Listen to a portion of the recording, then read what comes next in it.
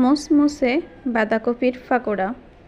এই সিজনটাতে প্রচুর বাঁধাকপি পাওয়া যায়। আপনিও চাইলে অনেক সহজে বানিয়ে নিতে পারেন সকাল বা বিকেলে চায়ের সাথে খাওয়ার জন্য এরকম পাকোড়া। চায়ের আড্ডার সাথে খেতে দারুণ লাগে।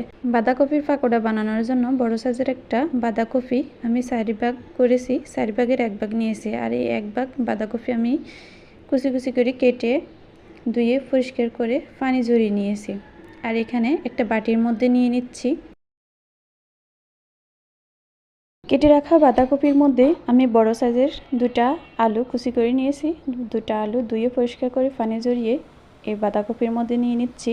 আর এখানে যেহেতু বাঁধাকপির পাকোড়া বানাবো আমি জাল একটু বেশি দিয়েছি, তো এখানে 10 থেকে 15টার মতো কাঁচামরিচ কেটে দিয়ে দিলাম। আর এখানে 4 থেকে 5টা পেঁয়াজ কেটে দিয়ে দিলাম। স্বাদ মতো লবণ দিলাম।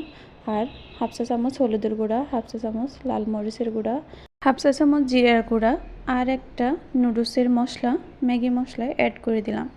এখন দিয়ে দেব হাফ চা চামচের মতো রসুন বাটা আর একটা ডিম। আর এখন দিয়ে দিচ্ছি 1 কাপের মতো চাউলের গুঁড়া আর হাফ কাপ ময়দা। আমি সব কিছু ভালো করে হাত দিয়ে মিশিয়ে নিচ্ছি।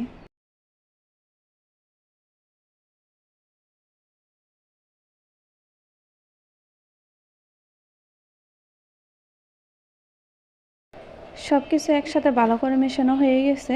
এখন চলে যাব চুলায়। চুলা আমি আগে থেকে একটা কড়াই বসিয়ে যথেষ্ট পরিমাণ তেল দিয়ে তেল গরম করে নিয়েছি। আর পাকোড়ার মতো করে অল্প অল্প করে এক সাইড থেকে তেলের মধ্যে দিয়ে দিচ্ছি।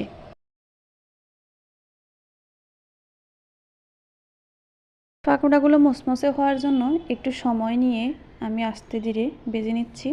যখন সবগুলো পাকোড়া লালচে কালার হয়ে আসলো বা মুসমুসে হয়ে গেল, তখন আমি এক এক করে তেল থেকে তুলে নিচ্ছি। আজকের রেসিপিটা এই পর্যন্ত।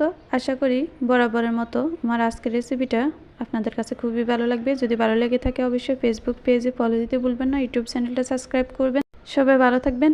আল্লাহ হাফেজ। আসসালামু আলাইকুম।